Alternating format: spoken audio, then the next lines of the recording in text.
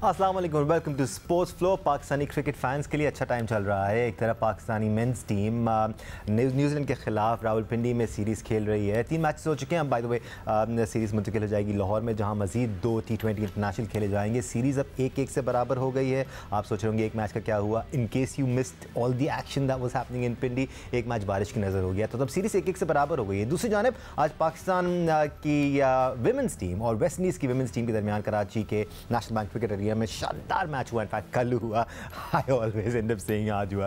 सो कल ये मैच खेला गया और शानदार मैच था। लास्ट ओवर क्या लास्ट बॉल फिनिश था। इस मैच में एक बार फिर वेस्ट इंडीज़ ने कामयाबी हासिल की, लेकिन जितनी तारीफ की जाए पाकिस्तानी वुमेन क्रिकेटर्स की कम है। They really did better than the first one day international. याद रहे 3 वनडे इंटरनेशनल की सीरीज़ है और वेस्ट इंडीज़ को अब 2-0 की फैसला कुन बरतरी हासिल हो गई। हम आगे चल के ज़रूर कोशिश करेंगे, टाइम बचा तो हम इस मैच पर ज़रूर बात करेंगे क्योंकि थोड़ा सा मुख्तलिफ टाइम है हमारे पास। जल्दी से एक्सपर्ट्स का तारुफ कराते हैं। एक्सपर्ट पैनल के लिए आज हमारे साथ टेस्ट क्रिकेटर सिकंदर बख्त मौजूद है, सीनियर स्पोर्ट्स जर्नलिस्ट, प्रोग्राम्स को एंकर पर्सन सैयद याह्या हुसैनी हमारे साथ मौजूद हैं, senior sports journalist Abdul Majid Bhatti भी हमारे साथ मौजूद है। पाकिस्तान को कल न्यूजीलैंड के हाथों जो 7 विकेटों से शिकस्त हुई है, इसमें कुछ पॉजिटिव्स भी थे, कुछ ऐसी चीज़ें भी थी जिसमें इम्प्रूवमेंट बनती है। भट्टी साहब, आपसे हम डिस्कशन का आगाज़ करते हैं। कल एक बार फिर हमने देखा थोड़ा सा वही मसला नज़र आया जो पाकिस्तान को पिछले 5-6 सालों में दरपेश है।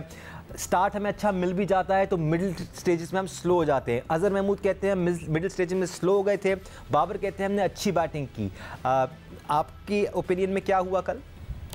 देखें, बिल्कुल साइम अय्यूब और बाबर आजम ने अच्छा स्टार्ट दिया, लेकिन ये बात देखें अब हमें तस्लीम कर लेनी चाहिए कि पाकिस्तान क्रिकेट टीम जिस ब्रांड की T20 क्रिकेट खेल रही है, 170, 180, 190 अब ये क्रिकेट नहीं है। अब आप दुनिया की जो मुख्तलिफ लीग्स हो रही हैं उसमें देखें, कोई टीम 200 बना रही है, कोई 220 बना रही है, कोई 240 तक भी हमने देखा है। तो अब हमें थोड़ा सा गियर चेंज करने की ज़रूरत है। हम लंबी बैटिंग के साथ जाते हैं, लेकिन वही मिडल ओवर हमारे मसाइल हैं। मिडल ओवर में जिस तरह हमने कल मैच को लूज़ किया है, 178 तक महदूद रहे। फिर जो हमने 3 क्रूशल कैचेस चैपमैन के छोड़ दिए, 16 पर पहले कैच छोड़ा नसीम शाह ने, फिर 36 पर उनका एक कैच ड्रॉप हुआ उस्मान खान से, फिर caught and bowled Abrar Ahmed catch उनका ना ले सके। तो मेरे ख्याल में हमें अपनी फील्डिंग की तरफ भी इम्प्रूवमेंट की ज़रूरत है। ओवरऑल जो हमारा क्रिकेटिंग ब्रांड है T20 का, उसमें तब्दीली की ज़रूरत है। सिक भाई, I am all up for this discussion कि पाकिस्तान को थोड़ा ब्रांड चेंज करने की ज़रूरत है, तेज़ खेलने की ज़रूरत है, लेकिन पार स्कोर जनरलाइज नहीं किया जा सकता सर। कंडीशंस के हिसाब से स्कोर लगता है हर कंडीशन में, हर पिच पर 200, 250, 125, 200 नहीं बन सकता। कल की पिच को मद्देनज़र रखते हुए आपकी नज़र में स्कोर ठीक था? नहीं, थोड़ा ज़्यादा बन सकता था, मगर कुछ 10-15 रन। मैंने बार बार ये बात कही है कि इन मैचों में आप एक्सपेरिमेंट्स कर लें। ये पाकिस्तान के मैच हैं, हार भी जाते हैं, कोई बात नहीं। अगर आप ये कह कर, अगर कप्तान ये खड़े होकर कहे कि मैं लड़कों को ट्राई कर रहा हूँ, हो सकता है मैच हार जाएं, मैं सबको चांस देना चाह रहा हूँ और हम नई एक्सपेरिमेंट्स करना चाहते हैं, यकीन करें मैं यहाँ बैठ के उनको फुली सपोर्ट करूँगा। मगर आप अगर खुद हर वक्त ओपन करते रहेंगे, आपकी बात रिजवान हर वक्त बैटिंग करने जाएंगे, तो फिर मैं उस चीज़ को सपोर्ट नहीं करूँगा। इसलिए कि वो जब ब्रांड की क्रिकेट की बात हो रही है, जो भट्टी साहब ने की, कि हम अपने बराबर के मुल्क में देखते हैं जो टूर्नामेंट चल रहा है उसमें 250-250 आराम से हो रहे हैं, आराम से उसको चेज़ भी किया जा रहा है। तो इसका मतलब है कि हम मिस कर रहे हैं कुछ। तो क्यों ना इन 2 मैचों में हम ऐसा एक्सपेरिमेंट करें कि ये दोनों हजरात, एक तो शायद अनफिट है, आई डोंट नो कितनी फिटनेस है उनकी, रिजवान की हैमस्ट्रिंग इतने आसानी से सही नहीं होता, कम से कम हफ्ता तो लेगा। तो वाई नॉट बाबर नीचे चले जाएं, उस्मान खान ओपन करके उसने रन्स किए जिसकी वजह से आपने उनको सेलेक्ट किया, उसको ओपन करा दें। आप उसके साथ शादाब को ऊपर भेजें, साथ में इफ्तिखार को ऊपर भेजें, ताकि देखते हैं कि एक मार धाड़ के साथ हम कितना रन। ठीक है, इस बात का इशारा तो फिर अज़हर महमूद ने भी कल प्रेस कॉन्फ्रेंस में दिया जो मैच की बात हुई। उन्होंने कहा कि हमारा टॉप ऑर्डर भी फिक्स नहीं है, हम एक्सपेरिमेंटेशन करेंगे। अब ये बड़ा इंपॉर्टेंट सवाल है कि एक्सपेरिमेंटेशन कब की जाएगी। यही टाइम है, आप भी बता रहे हैं हमें कि इसके बाद हमने आयरलैंड से खेलना है, फिर इंग्लैंड से खेलना है, शायद हमें वहाँ पर इतना एक्सपेरिमेंट करने का मौका ना मिले। This is the best time.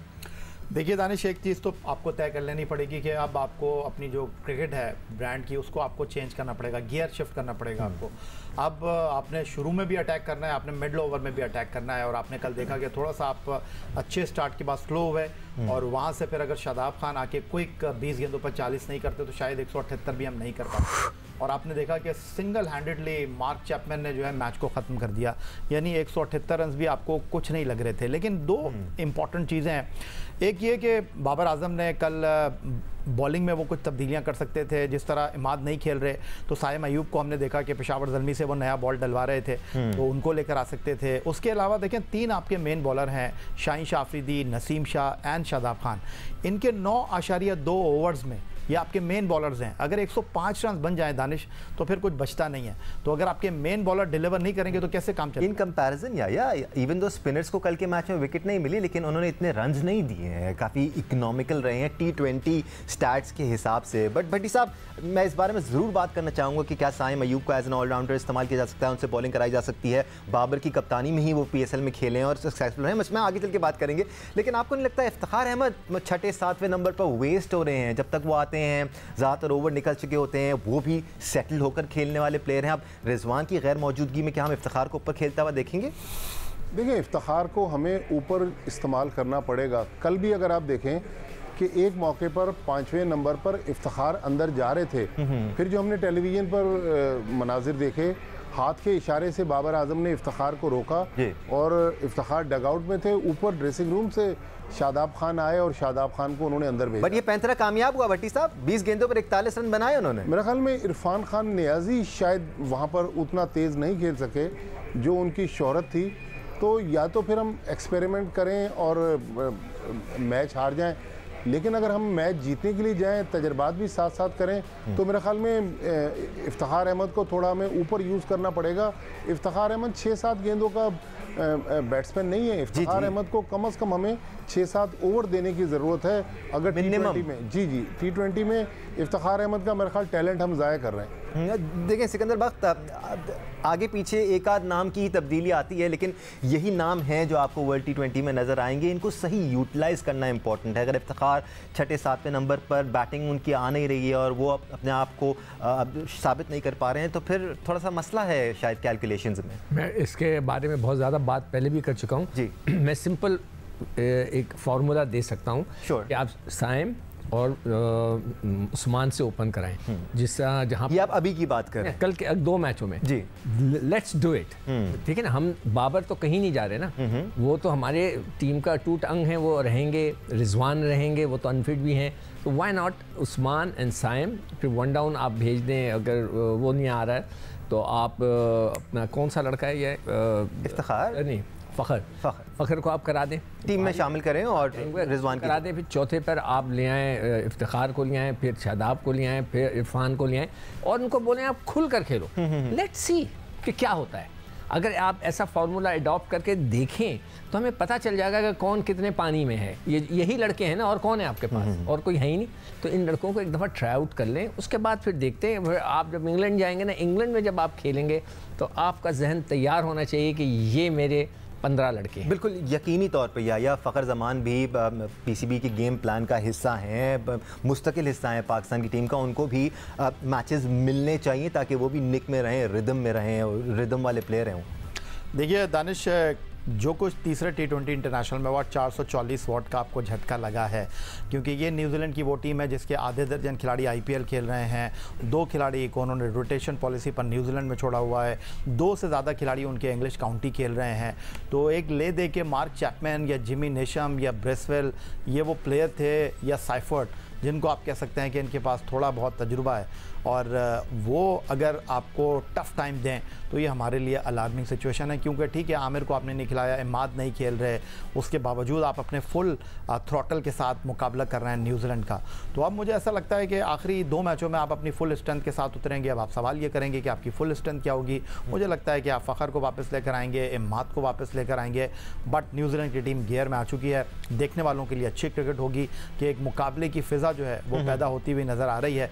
और न्यूजीलैंड की ये टीम जो है, आपने उसको थोड़ा सा भी स्पेस दिया तो उसने आपको टफ टाइम देना है। बिल्कुल, और टैलेंट मौजूद है, और ख़ासतौर पे लीग क्रिकेट की वजह से अब ये जो एक्सपीरियंस वाली फ़िलासफ़ी है ना, इसका रूम भी थोड़ा सा कम होता हुआ नज़र आ रहा है, क्योंकि अब ये सारे प्लेयर्स एक दूसरे के साथ खेलते हैं, एक एक टीम में खेलते हैं, तो थोड़ा सा अब ये एक्सपीरियंस वाली बात भी ना मॉडर्न डे क्रिकेट में थोड़ी सी कम नज़र आती है। बट भट्टी साहब, ये जो बॉलिंग की बात हो रही है, ऑब्वियसली टीम का हिस्सा है, प्लेयर्स पूरा स्क्वाड मौजूद है, सबको आजमाना है।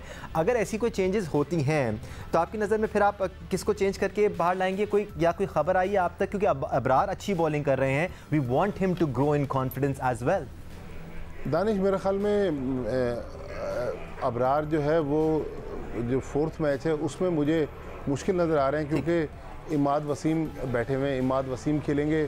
फिर फास्ट बॉलिंग में हो सकता है कि शाहीन शाह अफरीदी को रेस्ट करवाया जाए, ज़मान खान को खिलाया जाए। ये दो तब्दीलियाँ तो हमें नज़र आ रही हैं। अगर एक और तब्दीली हो गई तो नसीम शाह को भी रेस्ट दिया जाए। ठीक है, मोहम्मद आमिर खेल सकते हैं चौथे मैच में। Right gentleman, let's make this quick, थोड़ा सा टाइम रह गया। सिकू भाई, आपसे भी यही सवाल, क्या तब्दीलियां देखते हैं आप और क्या करना चाहिए? मेरे ख्याल से अब उसामा को खिलाएं आप। ठीक है, और अगर आप मतलब एक स्पिनर को खिला दिए ना, अपने 3 मैच हो गए उसको बिठाएं, दूसरे को लेकर आएँ, देखें वो कैसी गेंद करता है। इमाद को खिलाएं तो फिर नया बॉल कराएं। बीच का बॉलर नहीं है वो, उसमें नया बॉल कराएं, देखेंगे क्या करता है। अगर वो आपको आउट करके देता है तो भाई पाकिस्तान का ही फायदा है ना। बिल्कुल, खत्म हो गई बात। तो आप उसको खिला लें, और नीचे जमान है, उसको जरूर चांस दें। आप शाहीन को भी रेस्ट दें, ठीक है, नसीम को भी रेस्ट दें। ठीक है, और बैटिंग ऑर्डर आप ऑलमोस्ट सेम देख रहे हैं with the inclusion of Fakhar Zaman, I guess. हाँ, और उन 2 सीनियर खिलाड़ियों को चाहिए नीचे खेलें, लेट देम प्ले। राइट, इसको खेल के देखें क्या करते हैं। देखिए, राय बुरी नहीं है और सोच गलत नहीं है, बट तीसरा मैच हारने के बाद सीरीज़ 1-1 हो गई है, और हमारी साइकी है कि हम लोग हार से जो है वो खौफज़दा हो जाते हैं। फिर दूसरी तरफ हम हार से दूर भागते हैं, हार को हम एक्सेप्ट नहीं कर पाते, तो दबाव तो आया होगा ड्रेसिंग रूम के ऊपर। मुझे नहीं लगता कि हम अब इतने एक्सपेरिमेंट करने के लिए जाएंगे। हम जाएंगे अपने तजुर्बेकार खिलाड़ियों की तरफ। आमिर, उसके साथ फ़खर जमान को मैं वापस देख रहा हूँ, इमाद वसीम को मैं वापस देख रहा हूँ, और ये मैं यही कह रहा हूँ आपको कि अब जब आप अपनी स्ट्रेंथ के साथ उतरेंगे तो फिर आपके पास गलती की गुंजाइश नहीं है। याद रहे, एक्शन अब जाएगा लाहौर की तरफ। आखिरी 2 मैचेस इस सीरीज़ के लाहौर में ही खेले जाएंगे। पाकिस्तान टीम में टैलेंट मौजूद है, स्किल्स मौजूद हैं, पोटेंशियल मौजूद है। एग्जीक्यूशन थोड़ी सी और बेहतर हो जाए तो शायद एक वेल ऑयल मशीन की तरह ये टीम परफॉर्म करना शुरू हो जाएगी। आज के लिए स्पोर्ट्स फ्लोर से इतना ही। सिकंदर बाग, अब्दुल माजिद भट्टी, सैयद हुसैनी, आपका शुक्रिया। आप सबका शुक्रिया देखने के लिए। अल्लाह हाफ़िज़।